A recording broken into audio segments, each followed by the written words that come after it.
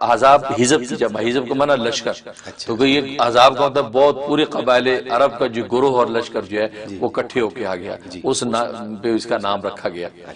تو آپ نے فرمایا کہ کوئی ہے تم میں سے کہ جو وہ دشمن کی فوجوں کی کوئی جاسوسی کر کے لائے، خبر لائے؟ کیا؟ اب کہتے ہیں کہ سردی کی شدت اتنی تھی کہ ہر آدمی یوں چپکا ہوا تھا اور کسی کی جرت نہیں ہو رہی تھی کہ کھڑے ہو کے کہا جی میں جاتا ہوں، جبکہ آپ جانتے ہیں کہ نبی پاک صلی اللہ علیہ وسلم کے الفاظ بعد میں نکلتے ہیں، لوگ پہلے تیار، بالکل ایسے ہی کہتے ہیں یہ حالت تھی ہماری۔ اب کوئی خاموش، پھر آپ نے کہا ہے کوئی جانے کو تیار؟ خاموش۔ پھر فرمایا ہے کوئی تیار جانے کو جو جاسوسی خبر لائے دشمن کی؟ کوئی نہیں رہا۔ اس سے آپ اس سے اندازہ کریں کہ اس وقت کیا حالت ہوگی اس ماحول کی، ایک تو دہشت، سردی، خوف۔ تو آپ نے پھر نبی پاک صلی اللہ علیہ وسلم خود فرمایا کہ میں خود نامزد کرتا ہوں جس کو جانا ہے، یا حذیفہ کھڑے ہو جاؤ، حذیفہ تم جاؤ، اچھا اور کہا کہ تم جاؤ اور وہاں خبر لے کے آؤ کہ وہاں کیا صورتحال ہے۔ حذیفہ بن یمان رضی اللہ تعالیٰ فرماتے ہیں کہ جب میرا نام ہی لے لیا گیا تو مجھے کھڑا ہونا پڑا، نہ بادل نہ خاص تھا، ورنہ شدت سردی کی اتنی کہ ہلا نہیں جاتا۔ تو نبی پاک صلی اللہ علیہ وسلم فرمایا کہ وہاں کی خبر لے کے آؤ، اور جیسے مجھے آپ نے رخصت کیا اور میں آپ کی اطاعت میں جیسے میں نے قدم بڑھایا تو مجھے یوں لگا جیسے گرم کمبل میں مجھے لپیٹ دیا گیا، کہاں سردی کی خبر ہی نہیں۔ سبحان اللہ، یہ تو کتنی بڑی آزمائش ہے کہ آپ نبی کے کہے پہ قدم اٹھائیں تو صحیح، پھر آگے جو خدا کرے گا دیکھو۔ وہ قدم اٹھایا ہے، فرمایا ایسے جیسے گرم کمبل نے مجھے دبوچ لیا ہے، اور میں جناب یوں کھلتا ہوا گیا، اور جا کر وہ وہاں آگ جلا کے بیٹھے تھے کفار، تو جا کے میں بھی اندر بیٹھ گیا۔ اچھا اب بیٹھے ہیں، اب ان کو شبہ ہو گیا کہ کوئی اجنبی آ گیا بیچ میں۔ اچھا تو ابو سفیان جو اس وقت سردار تھے، وہ مسلمان نہیں ہوئے تھے اس وقت تک، تو بڑے زیرک تھے، کہا کہ لگتا ہے کوئی اجنبی آ گیا ہے یہاں، اور ہر آدمی دوسرے کا ہاتھ پکڑ کے پوچھے کہ تم کون ہو، کہاں سے آئے، کس قبیلے کو، جلدی پوچھو۔ جیسے انہوں نے یہ بات کہی، حضرت حذیفہ فرماتے ہیں کہ میں نے ہوشیاری یہ دکھائی، میں جلدی سے ساتھ والے کا ہاتھ پکڑ کے پوچھا بھئی تو کون ہے، کہاں سے؟ جو مجھے پوچھ لیا تو پھر مارا جاؤں گا۔ جلدی سے میں نے ہاتھ پکڑ کے اس کا پوچھا، اس نے اس کا پوچھا، سب نے کہا جی صاحب اپنے لوگ ہیں، کوئی ایسا نہیں۔ اور جی ٹھیک ہے، کہتا میں بیٹھا رہا، وہاں کی ساری خبریں دیں، اور پھر اس کے بعد جب وہ برخاست ہوئی مجلس، چپ کر کے نکل کے آیا، تو میں اسی بالکل گرم کمبل میں لپٹا ہوا جیسے کہ میں پہنچا ہوں، نبی پاک صلی اللہ علیہ وسلم کو آپ نے سارا پیغام دیا، جیسے سے فارغ ہوا پھر وہی سردی لگنے لگی۔ واہ واہ، تو اس سے اندازہ کریں کتنی بڑی آزمائش تھی، اس لیے بہت بڑا امتحان تھا، اور مسلمانوں نے واقعی ثابت قدمی کے ساتھ جب اس کا مقابلہ کیا، مطلب یہ جنگ کی نوبت بھی نہیں آئی، اللہ تبارک و تعالیٰ ایسی ہوا چلا دی اور اتنی تیز آندھی چلا دی کہ ان کی ہڈیاں، دشمنوں کی ہڈیاں تک ہوا میں اڑنے لگی، ان کے چولہے کی آگ ہوا میں اڑنے لگی، اور وہ وہاں سے دھند دبا کے بھاگے۔ اللہ نے سب کو تتر بتر کر دیا، گویا کہ آسمان کی اللہ نے ایسے نصرت نازل کر کے سب تتر بتر کیا، لیکن مسلمان جو نکل آئے میدان میں نبی کے ساتھ، بس اللہ نے یہی آزمانا تھا کہ نکلنا تمہارا کام ہے، دشمن کو بھگانا میرا کام ہے۔ اس لیے یہ بہت بڑا امتحان یہ سورہ واقعہ ہوئی، اور بڑی عجیب و غریب اس کے مضامین ہیں، جہاں تک اس کے فضائل فوائد کا تعلق ہے کہ اگر کوئی ایسا دشمن جو بہت ستاتا ہے اور کسی حال میں آپ کا پیچھا نہیں چھوڑتا، تو اس کے لیے بڑا زبردست اس میں وہ ہے 7 مرتبہ کا ختم کرنا ہے، 7 مرتبہ 7 ٹائم اس کا ختم کریں، اور پڑھ کے توجہ کے ساتھ گڑگڑا کے 15-20 منٹ تک اللہ سے دعائیں مانگیں، تو اللہ اس دشمن کو آپ کا تابعدار کر دیتے ہیں۔ یعنی بجائے اس کے دشمن ختم کرے بلکہ آپ کا تابعدار ہو جائے گا اور آپ کی بینیفٹ میں بات کرے گا۔ یہ اس کے اندر بڑی طاقت ہے۔ اور دوسرا اس کا فائدہ ہے کہ میاں بیوی اگر نہ چاہتی ہے، میاں بیوی آپس میں لڑتے ہیں اور بنتی نہیں ہے، تو فرمایا کہ دم کر کے اس کو پانی یا میٹھی چیز دم کر کے دونوں کو اگر کھلا دیا جائے تو آپس میں جیسی مثالی محبت پیدا ہو جائے گی کہ دیدنی ہے، اور پھر کبھی دوبارہ غلط فہمیاں پیدا نہیں ہوں گی۔ اور آج ہر گھر میں اس طرح کے حالات پیدا ہوتے ہیں، تو سورہ احزاب اس کے لیے زبردست چیز ہے۔ ہمارے قرآن پاک میں کتنی ترکیبیں اور ترتیبیں، ہر چیز ویسی نبی اللہ نے ایسی اس کو نہیں کہہ دیا کہ وَنُنَزِّلُ مِنَ الْقُرْآنِ مَا هُوَ شِفَاءٌ، ہر چیز کی شفا ہے، ظاہر کی بھی، باطن کی بھی، جسم کی بھی، روح کی بھی، اور اندر اور باہر کی ہر طرح کی شفا اور راحتیں، یہ رحمت ہی رحمت ہے قرآن کریم۔ یہ عام کتابوں کی طرح کتاب نہیں ہے، لوگ کہتے ہیں بس اس کی تعلیمات بھی عمل کر لیں، عمل کی تو ہر کتاب ہوتی ہے، اس کا تو کمال ہی اس کا ہر حرف آپ کے لیے ہر طرح کا بینیفٹ دیتا ہے، یہ تو اس کا کمال ہے۔ اور تیسرا فائدہ یہ ہے کہ جن بچوں کے رشتے ہوتے نہیں ہیں اور یہ رشتے آتے ہیں ٹھہرتے نہیں ہیں، اور بار بار رشتے ٹوٹتے ہیں، بات نہیں بنتی، تو سورۃ احزاب اس کے لیے بہت زبردست ہے۔ روزانہ فجر سے پہلے بیسٹ ٹائم اس کا یہ، ورنہ فجر کی نماز پڑھ کے روزانہ اس کی تلاوت کی جائے اور 41 ڈیز کا اس کا چیلا پورا کر لیا جائے تو اس بچے کے لیے بہترین رشتہ پتہ چل جائے گا اور وہاں طے بھی ہو جائے گا اور خوشحال زندگی گزرے گی۔ یہ اس کے زبردست فوائد ہیں۔ اور جہاں تک خواب کا تعلق ہے، امام جعفر صادق رحمۃ اللہ علیہ فرماتے ہیں کہ اس کا مطلب ہے کہ یہ شخص جو ہے حق کی اتباع کرے گا اور باطل سے پرہیز کرے گا اور اللہ اس کو عذاب قبر سے محفوظ رکھیں گے۔ اور ایک اس کا مطلب یہ ہے کہ جس نے سورۃ احزاب پڑھی سنی، اس کا مطلب اپنے گھر والوں کے ساتھ ضد کرے گا کسی مسئلے پر، کوئی ایسا کوئی ایشو ہوگا گھر میں، اس میں یہ ضد کرے گا، لیکن ایک ایونچولی پھر وہ صحیح اور پازیٹیو نتیجے پر پہنچ جائے گا۔ یہ اس کا۔ اور تیسرا اس کا فائدہ یہ ہے کہ اللہ تبارک و تعالیٰ کسی بھی ایشو میں اس کی ایسی جگہ سے مدد کریں گے جہاں سے اس کو توقع بھی نہیں ہوگی۔ ایسے خود سورت کی حقیقت ہے کہ اللہ نے آسمان کی آندھی کے ذریعے سے ایسی مدد کی علیہ السلام کی کہ وہ ساری اتحادی فوجیں جو تتر بتر ہو گئیں اور اللہ نے علیہ السلام کو بلند رکھا۔ اسی طریقے سے اس آدمی کے لیے بھی بشارت ہے کہ کوئی بھی اس کا ایشو زندگی کا چل رہا ہے تو اللہ ایسی جگہ سے مدد کرے گا جہاں سے اس کو گمان بھی نہیں۔ خدا نہیں ہے آپ، خدا سے نیچے کی جتنے مناسب ہیں اس کے آپ مستحق ہیں تو بات ختم ہو گئی۔ تو وہاں بھی مبالغہ امیزی کا کیا تھا مطلب؟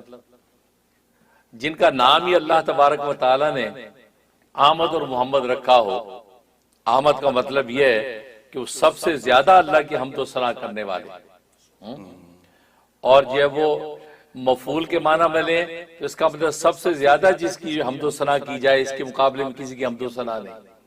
اور محمد کا معنی یہ ہے کہ جس کی سب سے زیادہ حمد و ثنا متواتر ہوتی ہو۔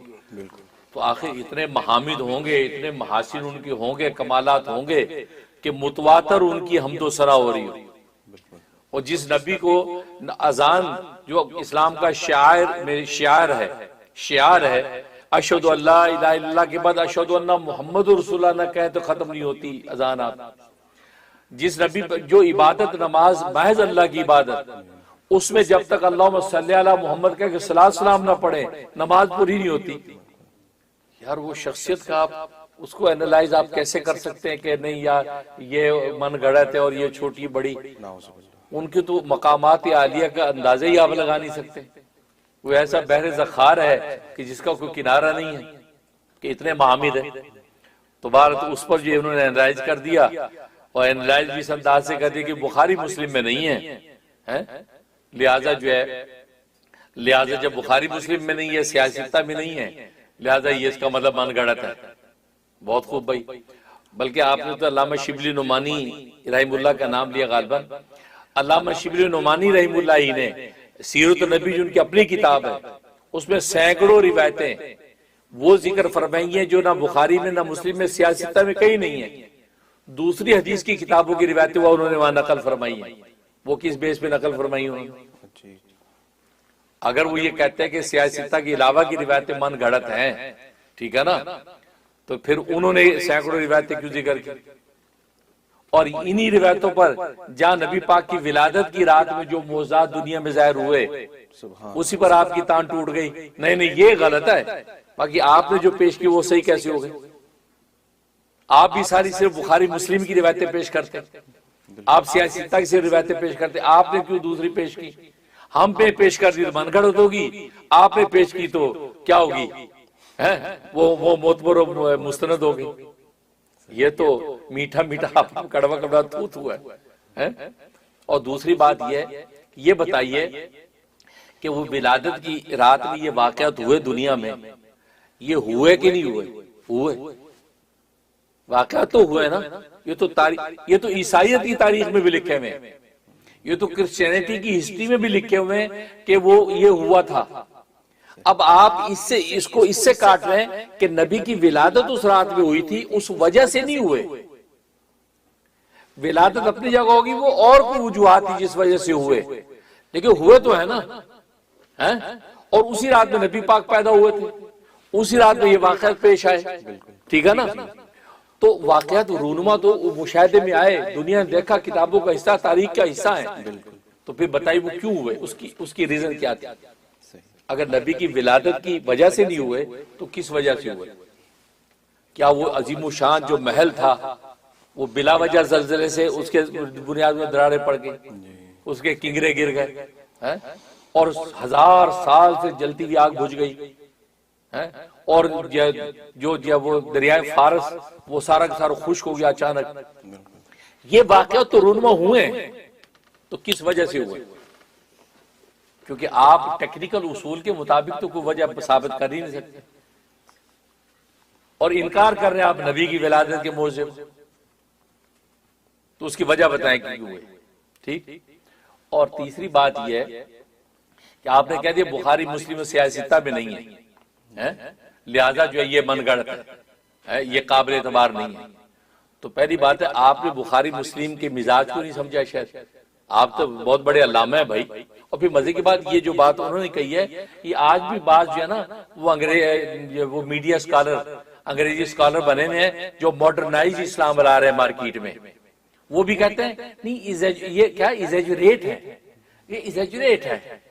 اب ایگزیجریٹ کر دیا آپ نے. ٹھیک ہے، نبی پیدا ہوئے، بس پیدا ہوئے بھی جیسے انسان ہوتے ہیں. اب آپ اس کے پیدا ہونے پہ یہ ہو گیا پورے عالم میں، نہیں یہ ایگزیجریٹ ہے. جیسے انہوں نے کہہ دیا مبالغہ آمیزی ہے، یہ بہت تجاوز ہے. تو آج بھی کہتے ہیں لوگ کہ ایگزیجریٹ کر دیا یہ. ٹھیک ہے نا.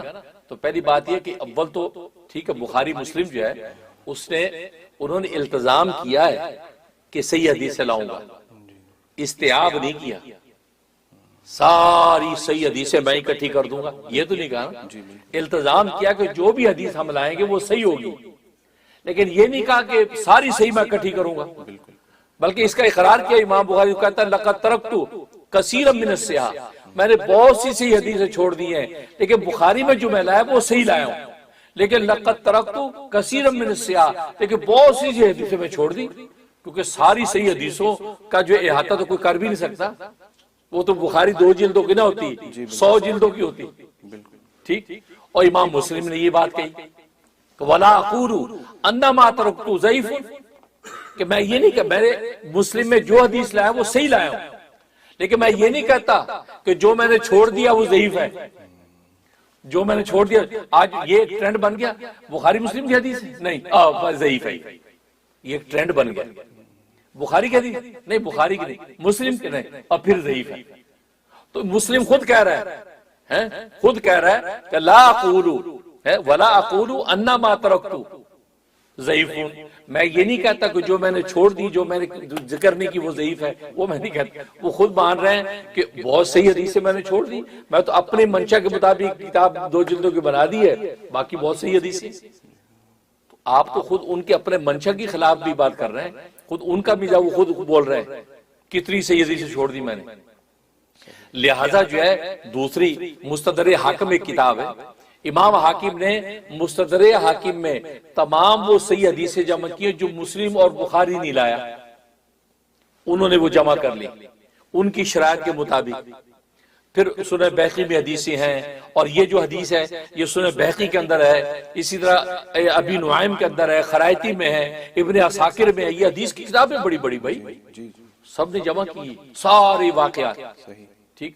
اور پھر یہ میں نے بتایا یہ تو کرسچینٹی کی ہسٹری کے اندر بھی موجود ہے، کیونکہ کرسچنوں کے ساتھ تعلق ہے نا، اور کرسچن اور فارس کی تاریخیں ہیں ان کے اس کا تعلق ہے، انہوں نے ہوتے ہوئے دیکھا تھا. بالکل سب کچھ دیکھا انہوں نے.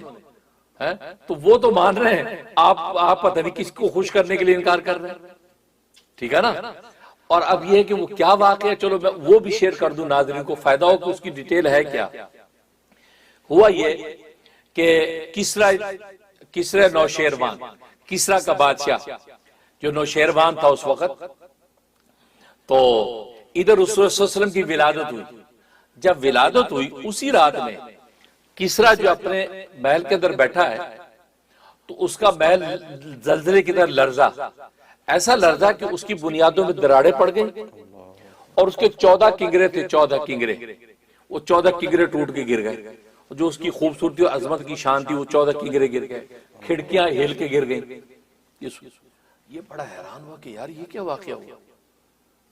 اندر سے خوف زدہ بھی ہو گیا، لیکن اپنے خوف کو چھپانا بھی چاہتا تھا کہ بادشاہ تھا.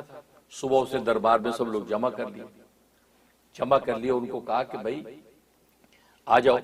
بیٹھ گئے. کہ تمہیں پتا میں نے کیوں بلایا تم لوگ؟ کہتا نہیں ہمیں تو نہیں پتا کیوں بلایا. ابھی اتنی بات ہی کی ہے تو اس کے ایک خط آیا اس کے پاس اس نے خط دیکھا تو خط میں لکھا ہوا تھا کہ بادشاہ سلامت 1000 سال سے جو ہماری آگ جل رہی تھی نا ہمارے، کیونکہ وہ مجوسی تھے، یہ ملک فارس کی بات ہو، ایران کی بات ہو رہی ہے، وہ جو آگ کی پوجا کرتے تھے، 1000 سال سے جو آگ جل رہی تھی جس کی ہم پوجا کرتے وہ اچانک بجھ گئی، اچانک بجھ گئی وہ رات میں نا۔ اب اس کو تھوڑی سی دہشت ہوئی کہ یار میرے بھی عجیب واقعے پہ یہ ایک نئی خبر آ گئی۔ ابھی یہ سوچ ہی رہا تھا ایک اور خط، ایک بندہ آ گیا، اس نے جو ہے کہا کہ ملک شام کے علاقے سے پہنچ گیا، اس نے کہا جی ہمارے علاقے کے اندر جو ہے وہ پانی جو تھا دریا کا پانی سارے ایک دم خشک ہو گئے سارے چشمے۔ ابھی یہ سوچ ہی رہا ہے ایک اور بندہ آ گیا، کہہ لے کہ جو دریا فارس ہے، فارس وہ دریا فارس ایسا خشک ہو گیا کہ ایسے لگتا ہے یہاں پانی کبھی تھا ہی نہیں، آج رات یہ واقعہ پیش آیا۔ اب اس کا خوف جو ہے انتہا کو پہنچ گیا کہ یار یہ تو لگتا ہے سمتھنگ رانگ، کچھ ہے۔ اب اس نے کہا کہ بھائی اچھا تم لوگ یہ عجیب باتیں مجھے سنا رہے ہو، تو کہنے لگا کہ میں نے بھی رات عجیب دیکھا ہے کہ میرا محل یوں ہلا ہے زلزلے کی طرح، اس کی بنیادوں میں دراڑیں پڑ گئی اور وہ 14 کنگرے جو تھے وہ جو ہماری شان وہ گر گئے، 14 کنگرے، تو یہ صورتحال پیش آئی۔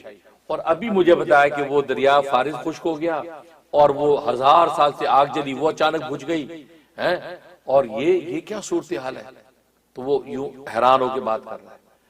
تو اس نے کہا کہ کوئی آدمی پیش کرو جس سے میں معلومات کروں کہ یہ ہو کیا گیا، رات کو کیوں ایسا ہوا۔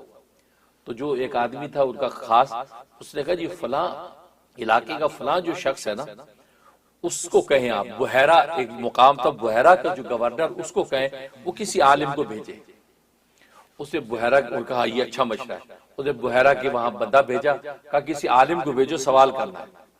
اس نے ایک عالم بھیجا جس کا نام تھا عبد المسیح غسانی، بڑا متبحر عالم تھا جس کی 150 سال عمر ہوئی تھی، وہ آ گیا۔ جیسی آئے تو اس نے کہا تمہیں پتہ میں نے تمہیں کیا سوال کرنا ہے؟ کہتے جی مجھے تو نہیں پتا۔ کہتے کہ اس نے کہا کہ ہاں آپ سوال کریں گے، جو مجھے جواب آئے گا تو میں دے دوں گا، اگر مجھے جواب نہ آیا تو میں ایسے بندے کا پتہ دے دوں گا جس کے پاس جواب ہوگا۔ وہ عبد المسیح غسانی یہ بات کی۔ اس نے کہا کہ اصل میں یہ معاملہ ہے، رات کو یہ محل ہلا ہے اور کنگرے گرے ہیں اور آگ بجھ گئی ہے، اور جناب یہ صورتحال پیش ہے، دریا ساوا جو خشک ہو گیا ہے، یہ کیا اچانک یہ انقلاب کیوں آیا؟ اس نے کہا کہ اس کا جواب میرے پاس تو نہیں، لیکن میرا ماموں اس کا جواب دے سکتا ہے جس کا نام ستی ہے اور وہ ملک شام کے اندر ہے۔ کہتا اچھا تم جلدی یہاں سے پہنچو، ماموں سے پوچھ کے آؤ کہ یہ اتنا بڑا یہ واقعہ کیوں ہو گیا۔ یہ ماموں کی طرف پہنچا، یہ ستی نامی ماموں، اس کی کیفیت جسمانی کیا تھی، اس کے نہ ہاتھ تھے نہ پیر تھے، ایک دھڑ تھا اور اس کی گردن نہیں تھی، اس کا سر جو سینے پہ تھا، اس کی یہ وہ گوشت کا لوتھڑا ہوتا تھا، اس کو جو اٹھا کے ایک اس کے اندر رکھ دیتے تھے ایک چٹائی میں لپیٹ کے، اس کے چار پہ لٹا کے لے کے جاتے تھے ادھر سے ادھر، تو وہ اس حالت میں ہوتا تھا وہ۔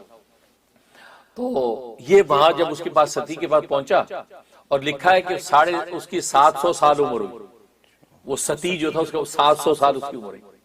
اب یہ جب اس کے اپنے ماموں کے پاس پہنچا ملک شام، تو وہ اس آخری سانسوں پہ تھا، مرنے والا تھا، آخری سانس۔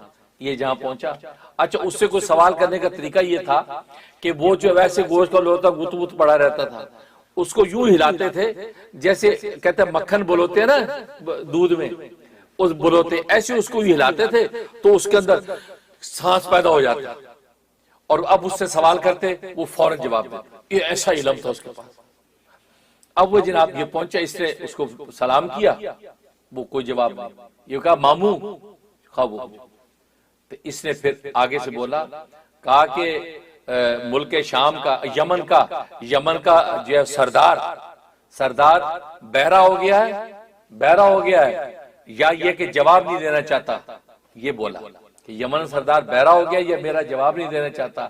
بھانجا یہی بولا، اب اس نے سر اٹھایا، سر تو اس کے ساتھ ہی تھا، اس نے یوں اوپر کیا، جی کہا کہ مجھے بھیجا بادشاہ نے تو مجھے اس سوال کا جواب چاہیے کہ آج رات یہ واقعہ پیش ہے۔ اچھا ہاں مزے کی بات، اس نے کہا، کہتے تو وہ اس نے سر اٹھایا اور کہنے لگا کہ مجھے پتا تم کیا پوچھنے آئے ہو اور اس کا کیا جواب ہے۔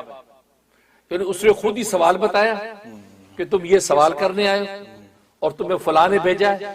اور اس کا یہ جواب ہے، جواب اس کا یہ ہے کہ فرمایا کہ عرب کی دنیا کے اندر عصا ہاتھ میں لینے والا آ گیا جب تو پھر کیا ہوگا؟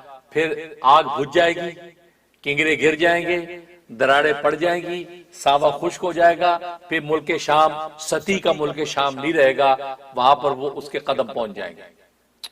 یہ بولتا ہے وہ، یہ بڑا حیران ہو گیا، جو کچھ میں نے اس کو کہہ رہا تھا یہ تو پہلے اس کو سب پتا ہے، اور اسے بتا دیا اور اسے کہہ دیا کہ وہ نبی جو ہے نا وہ ظاہر ہو چکا، آج کی رات پیدا ہوا ہے جس کی وجہ سے یہ انقلاب آ گیا، یہ اس نے کہا، اور یہ کہتے ہی مر گیا، کہتے ہیں بس وہ آخری سانس میں فوت ہو گیا۔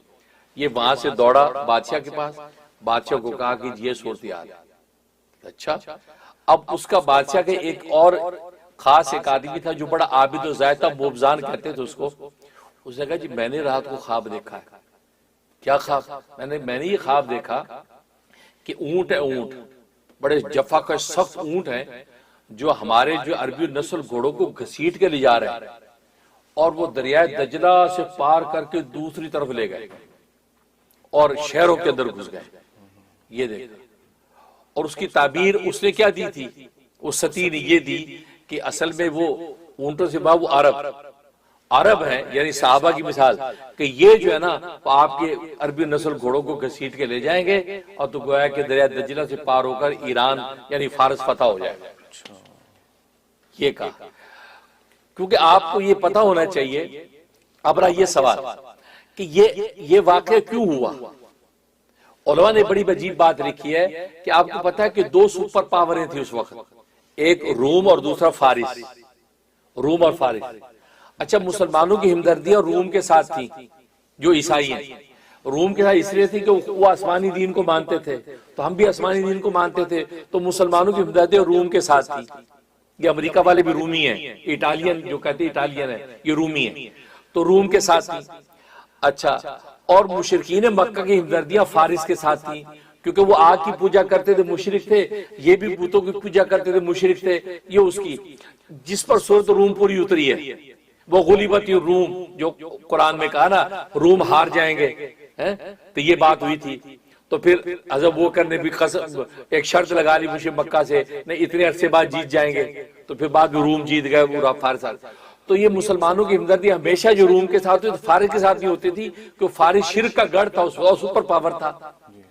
علماء لکھتے ہیں اصل میں یہ واقعہ فارس میں اس لیے پیش آیا کہ نبی آخر الزمان تو توحید کا پرچم لے کے آئے تھے، تو لہذا ان کے آنے پر اللہ نے بطول ارہاس کے یہ ظاہر کرنا تھا کہ پورے عالم کا اس وقت شرک کا جو مرکز ہے، اس مرکز کو ایک دفعہ آپ کی آمد پر ہلا دیا جائے، تاکہ اشارہ ہو جائے کہ یہ مرکز جو ہے شرک و بدعت کا، یہ شرک کا مرکز فنا ہوگا، شرک و کفر کا، اور یہ اسلام کا توحید کا پرچم بلند ہوگا۔ اس وجہ سے یہ سارا واقعہ فارس کے اندر دکھایا گیا۔ تو نبی پاک پیدا ہوئے ادھر سارے۔ اچھا، وہ 14 کنگرے گرے، 14 کنگرے گرنے سے کیا مراد تھا؟ وہ ستی جو تھا، ستی، اس نے کیا جواب دیا؟ اس نے کہا اصل میں 14 کنگرے گرنے کا مطلب ہے کہ اب اس بادشاہت پر 14 بادشاہ رہیں گے، 14 بادشاہت کے بعد وہ مسلمان یعنی وہ عربی نوٹ والے وہ اس پر قابض ہو جائیں گے، یہ بات کہی۔ تو جب یہ کسرا کو بتایا گیا تو کسرا کا 14 بادشاہ، 14 بادشاہ بہت ٹائم ہے بھائی، مطلب ایک بادشاہ 40 سال رہتا تھا، اب 14 بادشاہ تو بہت ہے۔ یہ اس نے یہ سوچا کہ 14 بادشاہ پتہ نہیں کب نمبر آئے گا، لیکن ہوا یہ کہ اللہ کی شان 4 سال کے اندر 10 بادشاہ فوت ہو گئے، ہلاک ہو گئے، 4 سال میں 10، اور باقی جو 4 تھے حضرت عثمان کے زمانے میں باقی 4 بھی ختم ہو گئے۔ اب 14 بادشاہ اتنے سے مختصر مدت میں اللہ تبارک و تعالی ختم کر دیے، کیونکہ آپ کو یاد ہوگا کہ یہ ایران کا جو کسرا، یہ تو کسرا نوشیروان تھا، تو کسرا پرویز جب آیا، کسرا پرویز تھا جسے خط پھاڑا تھا آپ کا، اللہ نے وہ بھی اصل میں دکھانا تھا کہ یہ اس کی گستاخی کے نتیجے میں یہ جو سرزمین استعمال ہوگی، آپ کا خط اسے پھاڑ کے پاؤں میں روندا تھا۔ تو نبی کو جب اطلاع ملی تھی تو نبی نے فرمایا کہ اس نے میرے خط کے ٹکڑے کیے ہیں، اس کی سلطنت کے ٹکڑے ہو جائیں گے۔ بس پھر کیا ہوا، بس اس کے بیٹے نے اسی رات اس کو قتل کیا۔ اچھا اس کو جب اطلاع ملی تھی، آپ کا جب دعوت اسلام کا خط پہنچا تھا، اس ظالم نے کیا کہا؟ اس نے فوراً اسے یمن کے بادشاہ سے کہا، گورنر سے کہا کہ یہ کون آدمی ہے جس نے مجھے دعوت اسلام کا خط لکھا؟ جاؤ اس کو گرفتار کر کے لے کے آؤ۔ تو گرفتار کرنے کے لیے قاصد پہنچ گئے مدینہ، گرفتار کرنے کے لیے پہنچ گیا کہ ان کو گرفتار کرنا ہے۔ تو نبی پاک صلی اللہ علیہ وسلم کے پاس صحابہ نے کہا یہ دو بندے آئے ہیں، یہ وہی شخص بندے ہیں جو داڑھی منڈے تھے اور آپ کے پاس ہے تو آپ نے منہ پھیر لیا، ادھر آئے تو منہ پھیر لیا۔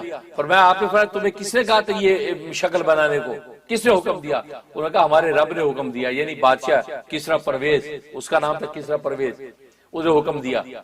اس پر آپ نے فرمایا کہ بل لیکن امرنی، لیکن میرا اللہ جو ہے مجھے حکم دیتا ہے کہ میں داڑھی کو بڑھاؤں اور مونچھوں کو کٹواؤں۔ آپ نے اس کو کاؤنٹر کیا یوں۔ اچھا انہوں نے کہا جی کیوں آئے؟ صحابہ بتائے گرفتار کرنے کے لیے آئے، وہ کہہ رہے وہ بات۔ آپ فرمایا اچھا انہوں کو کہ میرے نمائندے سے بات کریں، صبح بات کرنا، یہ بات۔ تو اب صبح جب ہوئی تو نبی پاک صلی اللہ علیہ وسلم کے سامنے آئے، آپ نے فرمایا کہ تم مجھے کیا گرفتار کرو گے، جس کا حکم لائے وہ ہلاک ہو چکا ہے۔ اس رات میں اس کے بیٹے نے قتل کر دیا اس کو۔ نبی کو گرفتار کرنے آئے تھے، اللہ تبارک و تعالی نے کیسا دکھایا معجزہ کہ وہ جو ہے وہ قتل ہو گیا۔ کہتا وہ اس کو جو ہے اس کے بیٹے نے قتل کر دیا، جاؤ۔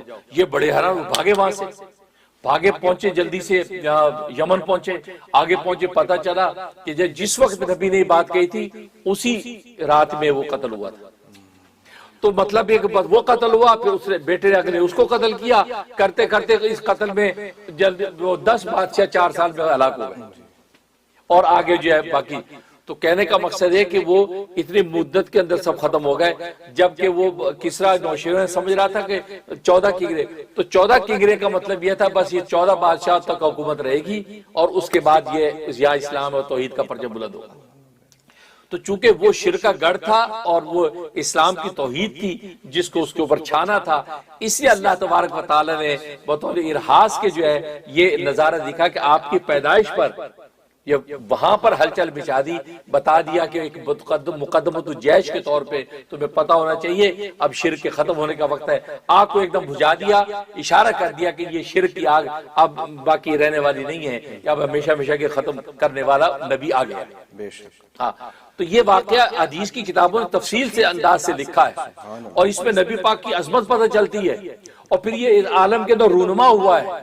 تو رونما ہونے کی وجہ بتا دے پھر کیوں رونما ہو گئی، کون سی ٹیکنیکل وجہ ہوئی ہے؟ اور آپ اپنی نبی کی شان کو بڑھانے کے بجائے وہاں گھٹا رہے ہیں کہ نہیں اس کا اس سے کوئی تعلق نہیں ہے۔ اس کا مطلب ہے کہ آپ کا سینہ جو ہے محبت عشق سے خالی ہے، جبکہ قوت عشق سے ہر پست کو بالا کر دے، دہر میں اس میں محمد سے اجالا کر دے۔ میں نے کہا نبی کے محامد و محاسن تو اتنے ہیں کہ آپ مبالغہ کر ہی نہیں سکتے، مبالغے کی حدود بھی پار کر لیں پھر بھی مبالغہ نہیں ہوگا، پھر بھی آپ 10% آپ کی شان بیان کر پائیں گے، باقی 90% پھر بھی باقی ہے۔ اور وہ شانیں تو کھلیں گی آخرت میں، نبی کی وہ شانیں تو آخرت کے میدان میں کھلیں گی۔ دنیا کے اندر تم نے کیا تعریف کی بھائی؟ تم اس تھوڑی سی بات کو ایگزیجریٹ سمجھتے ہو، تھوڑی سی بات کو مبالغہ میری سمجھتے ہو، اس کا مطلب آپ نے اپنے نبی کو بھی پہچانا نہیں۔ جس نبی کے کلمے کو حضرت سلیمان کی انگوٹھی پہ لکھ دیا جاتا ہے تو سلیمان کی جو آسمان زمین کی طاقتیں غلام ہو جاتی ہیں۔ بے شک بے شک۔ حدیث میں آتا ہے نا لا الہ الا اللہ محمد رسول اللہ لکھا ہوا تھا، وہ انگوٹھی پہن لیتے تھے، آسمان و زمین مسخر۔ سبحان اللہ۔ یار آپ محمد رسول اللہ کی حقیقت کو پہچانتے نہیں ہیں اور آپ کہتے ہیں ایگزیجریٹ ہو گیا ہے، اور بخاری مسلم میں کیوں نہیں ہے؟ تو آپ نے بخاری مسلم کی حدیثوں کے علاوہ حدیثیں علامہ شبلی نعمانی صاحب کیوں لے کے آئے؟ اور پھر بخاری مسلم کی حقیقت میں نے بتائی دی ہے کہ، اور پھر یہ اصول حدیث میں کہیں بیان بھی نہیں ہوا کہ بخاری مسلم میں اگر کوئی حدیث نہیں یا سیاستہ میں نہیں تو وہ ضعیف ہوتی ہے۔ یہ کہیں بیان ہوا؟ کہیں یہ اصول بیان نہیں ہوا۔ یا تو اصول حدیث میں یہ اصول بیان ہو، یا امام بخاری مسلم نے یہ بات کہی ہو کہ ہم جو حدیثیں نہ لائیں وہ حدیثیں ضعیف ہیں، بلکہ وہ تو کہہ رہے ہیں وَلَا أَقُولُ أَنَّ مَا تَرَكْتُ ضَعِيفٌ، میں نہیں کہتا کہ جو میں نے چھوڑ دیا وہ ضعیف ہے، کہ میں نے تو اپنے منشا کے مطابق لے لی باقی۔ اب بخاری مسلم آپ یہیں پہ آپ کی تان ٹوٹی، بخاری مسلم کیوں نہیں لایا؟ اب بخاری مسلم سے پوچھیں، نبی کی حدیث تو ہے اور پوری محدثین لا رہے اور سند کے ساتھ لا رہے ہیں۔ اور میں نے آپ کو تفصیل سے واقعہ بیان کیا کہ یہ وہ واقعہ پیش آیا اور اس سے نبی پاک صلی اللہ علیہ وسلم کی ولادت کے وقت میں ایک انقلاب کا ظاہر ہونا ہے، یہ سب کا سب پتہ چلتا ہے۔ اور علامہ سیوطی رحمۃ اللہ علیہ نے بھی انتہائی عجیب و غریب واقعات نقل کیے ہیں۔ تو جو نبی جو ہے لمحہ لمحہ اس کے کمالات ایک طرف ہیں، اس پر آپ حیران ہوتے ہیں، اس کا مطلب ہے کہ آپ کو اپنی اصلاح کی ضرورت ہے۔